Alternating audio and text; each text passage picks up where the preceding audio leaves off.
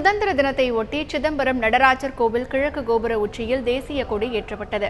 முன்னதாக தேசிய கொடியை வெள்ளித்தட்டில் வைத்து சிறப்பு பூஜைகள் செய்து தீபாராதனை காட்டப்பட்டது.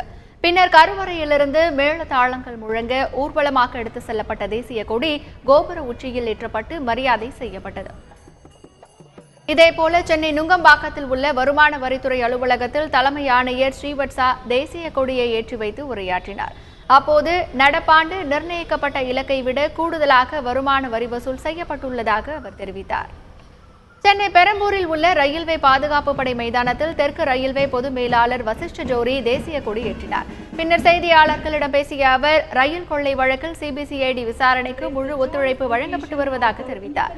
மேலும் பயணிகள் பாதுகாப்பு கருதி 68 கோடி ரூபாய் செலவில் 136 ரயில் நிலையங்களில் கண்காணிப்பு கேமராக்கள் பொருத்தப்பட்டுள்ளதாக தெரிவித்தார்.